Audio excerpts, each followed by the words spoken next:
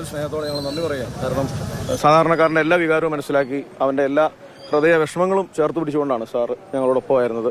എല്ലാ കാര്യത്തിലും സാർ ഉറപ്പ് തന്നിട്ടുണ്ട്. കേവലം ഒരു ഉറപ്പ് തന്ന് പോകുക മാത്രമല്ല, 27-ാം തീയതി വീണ്ടും സാർ തിരിച്ചിവിടെ വരികയും ഞങ്ങൾ ഒരുമിച്ച് ഈ എടുത്തിരിക്കുന്ന കാര്യങ്ങൾ എങ്ങനെ മുമ്പോട്ട് പോകുന്നു എന്നതിനെക്കുറിച്ച് വിശകലനം ചെയ്യുകയും ചെയ്യും എന്നുള്ള കാര്യം സാർ ഉറപ്പ് തന്നിട്ടുണ്ട്.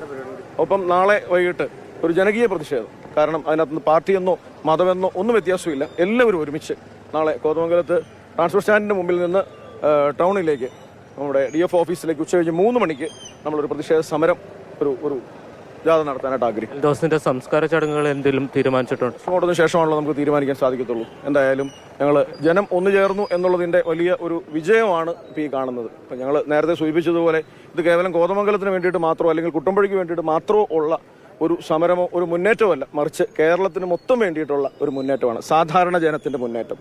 സാധാരണ ജനം ഒരുമിച്ചാൽ ശക്തമാണ് എന്ന് ഒരു തെളിയിക്കൽ, അത് മാത്രമേ ഞങ്ങൾ ആഗ്രഹിക്കുന്നുള്ളൂ.